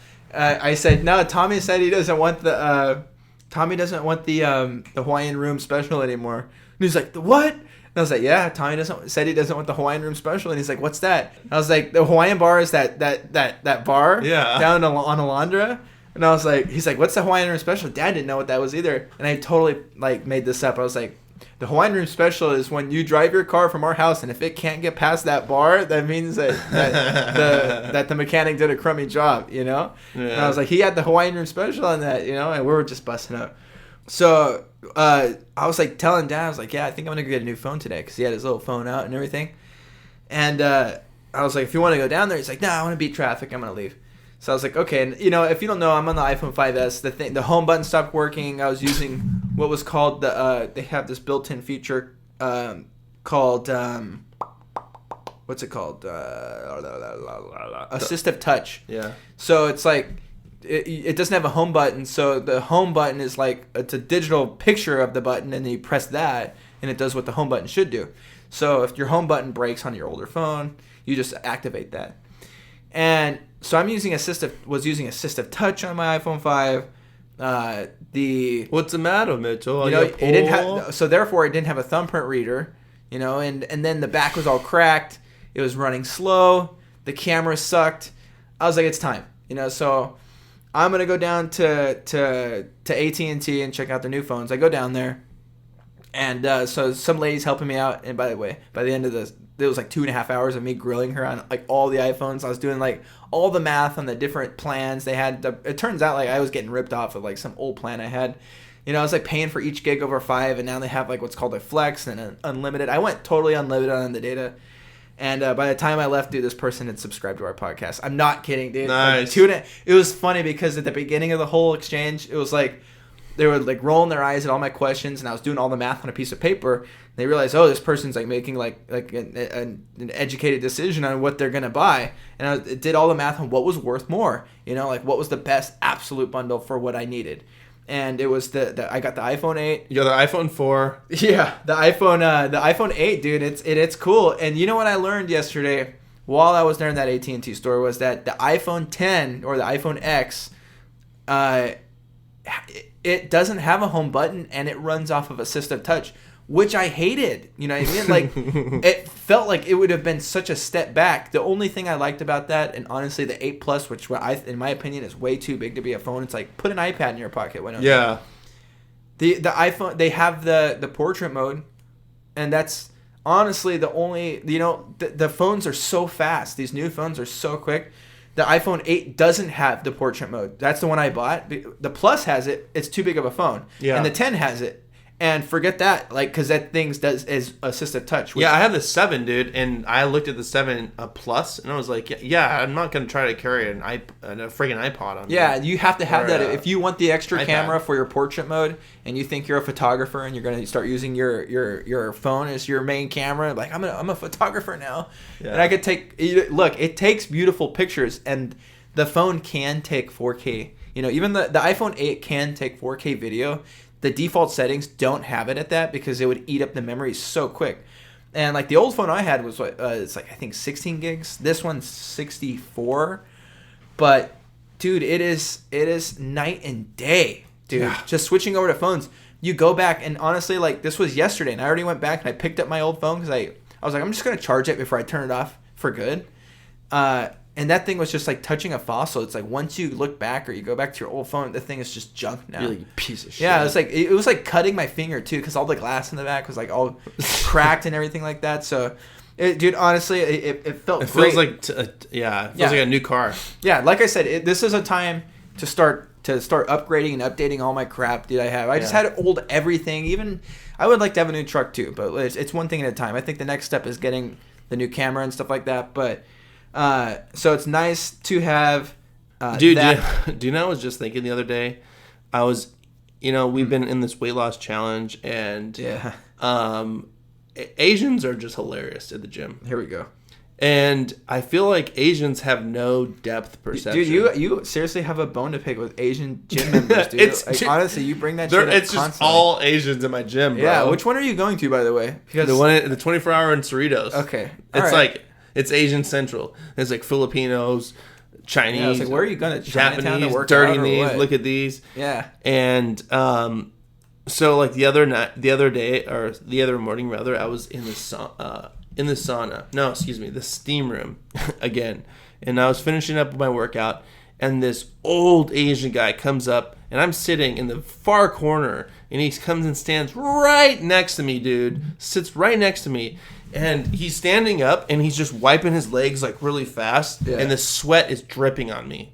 I'm like, why would this old Asian man come all the way to my corner, and he's just rubbing his legs very fast, and his sweat's kind of like dripping all over the place. Dude, I can't. And I almost was gonna say something. I was like, "Sir, can you please scoot over? Your sweat's dripping on me. You disgusting pig." Dude, I honestly, I've heard so many gym stories Jesus about Asian Christ. guys from you that I can't remember if you actually told that before. I feel like you did. I don't know if I have. I think the last one you told was them cooking like fish. Yeah, on a griddle or in the hot room or in the steam room. I was telling you. Yeah. I can't remember anymore. Look, so this guy's dirty sweat got on. No, you? I was telling you that those old Asian dudes got it. No, there's an old Asian guy and an old white guy. That has happened. Yeah, that happens. And they got into it at the gym. Oh, yeah. that guy was like, "Move over." He's like, and he said, "F you," and he spells it out. Hey, yeah, you, F-U-C-K, so rude. You. Oh, I was laughing so hard, dude. Yeah, that was hilarious. But this guy just. I don't know what they do, bro. They do weird workouts, and he's splashing this friggin' sweat all over me, dude. And I was just like, "You disgusting! It smells like pho in here, and I'm hungry." that was nice of him, dude. Yeah. Before we started podcasting, I was looking on the internet, and I saw that they're actually making a Bill and Ted's Excellent Adventure 3. Oh God. Yeah, dude. Look, I love Bill and Ted's Excellent Adventure 1 and 2. I thought the first one was better. Yeah. But there's people that will argue either way. There's people that say Bill and Ted's is just like Wane's World. Look, Bill and Ted's was made first, and honestly, have you seen either Wane's World? I've seen both. Okay, Bill and Ted's or Wane's World? Bill and Ted's or Wane's World? Yeah. Probably Bill and Ted's. Oh, dude, 100%. Yeah. Yeah, and I think Wane's World was funny. I think it had a stronger sequel. Mm-hmm. But that's not saying much when you just don't think that the first one is that great to begin with. Yeah. You know, and they just looked old already because it was Dana Carvey and Mike Myers in the 90s. They didn't look like they were that person. When you watch Bill and Ted's, it's Keanu Reeves and Alex Winter when they were really young. You know, like they were young punk kids, you know, that looked like stoner kids, and you believed it. They were from San Dimas, bro. Excellent. What's up, brother? Yeah, most non-heinous, dude. And so I'm stoked about that. Now they're like old hags, you know. But if you look at go online and you Google it, dude, they're like, yeah, excellent. They do like the pose where they're inside of. They would travel through time in like it was a phone booth. Yeah, they were using Hey, dude, their phone booth didn't talk to them in different languages though. Well, which one does? Our podcast. Oh, that's right. That's right. Yeah. Well, it wasn't a phone booth. It was time machine. It was just a time machine. Yeah. So, dude, I mean, look, I've always loved time machine movies, and dude, the time machine. Yeah, the movie The Time Machine, Back to the Future, Bill and Ted's, and Wane's World isn't necessarily a time machine movie at all. It just is. I would reference it and compare it to Bill and Ted's because it's kind of like the same era / stoner movie kind of a thing, and it's all about, playing guitar and being great, or I don't know. It's kind of like making a deal or whatever. I don't know. I'm just talking out of my butt now. But Wane's World 3, we're stoked. Alex Winter and Keanu Reeves. Let's see it, dude. I know that Keanu Reeves is probably ready to hang up the whole Matrix bib anyway, dude. He's probably over all that kind of stuff. And he wants to go back and just do something goofy again, Yeah. So, and you know what I actually saw recently was The Shape of Water, which was like won Best Picture. Dude, what's so funny is you went and saw that, but it was already out on Netflix. I mean, not Netflix, Redbox. It might be. It is. Like, oh, yeah. I checked it, and I was like, that's already out to rent. Yeah, dude, well, I saw it in the theater, man, and I'm not bragging, but here's what I thought. And have you watched it? No. It was a good movie. But it's about a lady falling in love. It takes place in the 60s. And this lady, she's like she's like the help, at some laboratory underwater, Yeah. And so they're doing like all these top secret science experiments on this creature, basically. And they're like feeding it and but they're kind of like assholes and like torturing it at the same time. And then of course the help lady, is like looking through the window and feels bad, and she takes her lunch in there and would like feed the creature. And that's the good part of the movie. The bad part of the movie that I don't like is that she hooks up with this creature, and it's not a man, it's like it's straight bestiality, dude. Like she's hooking up with some dirty sea creature. It can't talk. It has fish lips. It was just weird. That whole part of the movie was really weird for me to sit there and watch it. And it's like, but you see the Academy being like this progressive entity, and they're like, oh, she falls in love and with a sea creature and gives it a chance, and it's so humane. It's like, dude, I don't buy that whole end of it. I don't know if it deserved Best Picture. It was a good movie, and there were some great performances in it, but it was basically like it was straight bestiality, dude.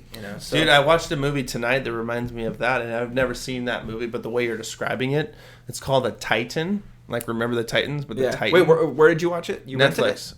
Oh, okay, it's on Netflix. Titan. Yeah, I just watched it tonight. Okay. Me and Ivy. This is kind of the same premise. It's a little bit different, but they're trying to get this guy ready to inhabit a new planet, right. And they're trying to make him and other people in the military able to be superhuman, so they could withstand everything that this new planet has, like the air. They can stay underwater for an hour or plus. They can withstand different stuff. And then all the people that they put in this program are starting to die off early. But there's only one guy, and it's the guy from Avatar. The guy that plays the Avatar guy. It's a good movie, dude. He was still blue in this movie, or what? He was still. He turns blue, dude. I'm blue. Yeah. I'm a D. He's getting typecasted now, dude. And it was a pretty solid movie. Oh, was it Eiffel 65? Yeah. I'm blue, da ba dee da ba da. And he kind of turns into this. He turns into a creature, dude. Uh-huh. And I'm not gonna give the whole movie away, but it was pretty good, dude. I enjoyed it. I would turns recommend into the it. guy from Watchmen.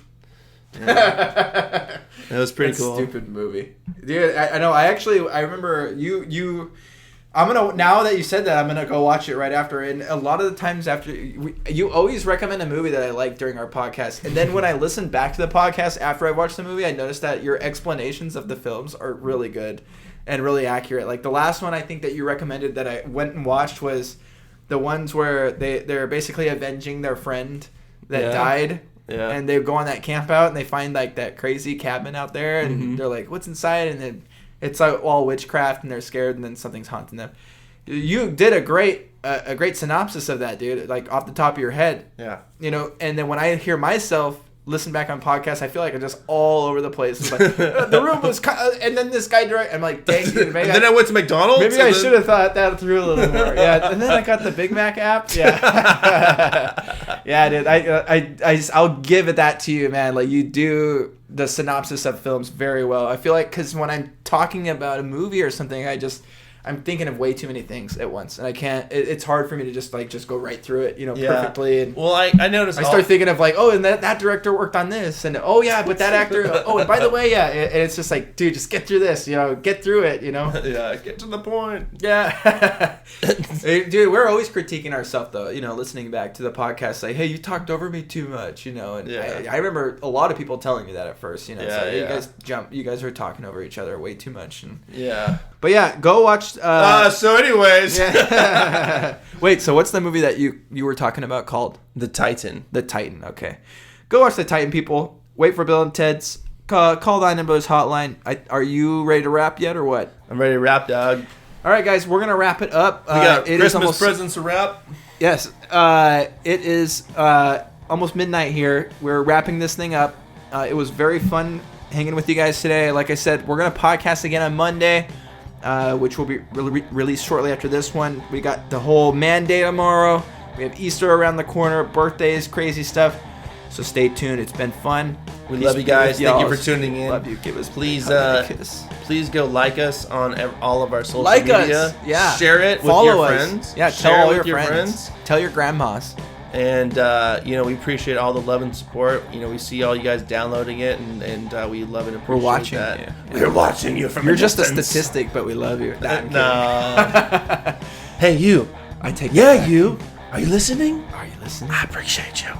Goodbye, Fluff N Fold. We will miss you. Peace. Chinese man at the gym. And Chinese guy at... Cue the kids! Cue the kids! Cue the kids!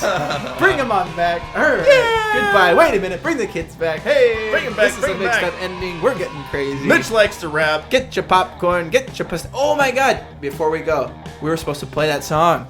All right. Here's a Hearsay song to close us out. My friend Giorgio, Josh, and little Johnny. Hearsay song. It's called... All That We've Got. I don't think this song was officially ever released. Maybe like one time on Facebook. But this is the official release date on Eynon Brothers Podcast. God bless you guys. Like this song. Look for the Hearsay Facebook page. There might be a fan page out there somewhere. And maybe if enough of you like it, this band will get back together. So make some noise. Here we are. All That We've Got by Hearsay. And 5, 4... It's candy corn, bro. It's candy corn. Give me your best wheeze. Go.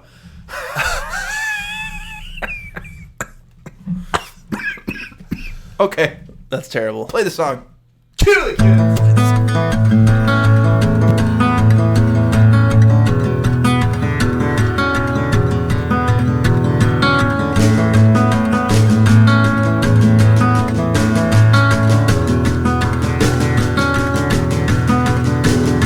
Open up my eyes, am I still here? The early morning cold calms all my fears, but I don't want to wake up, no, 'cause all I have is enough for me. And the color in your eyes say we're gonna be just fine, yeah. We're driving down the coast, we quit the city, and all we see for miles is sand and sea. So put your fingers in mine, yeah, the minute hand's on my side. Driving in the middle of the road, you're never doing what you're told, mama. Girl, I hope we never change. Let's take all that we got. Watch the shore break down by the water. And let's paint a light shade on the rest of our lives. Singing.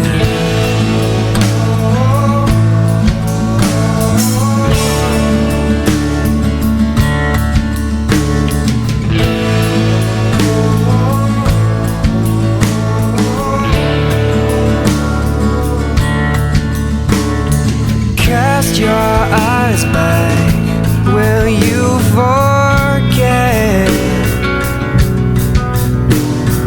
all the rainy days or the sun on your head?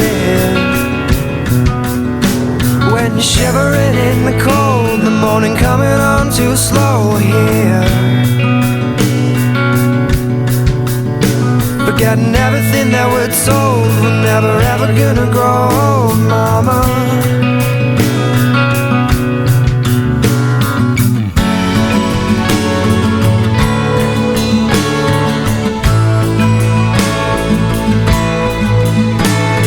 Stop looking back over your shoulder. You know there's nothing back there for you. And your friends say you can't just up and leave us here. When we run, we don't stop. I'm gonna love you till I drop, I swear. Let's take all that we got. Watch the shore break down by the water. Let's paint a light shade on the rest of our lives.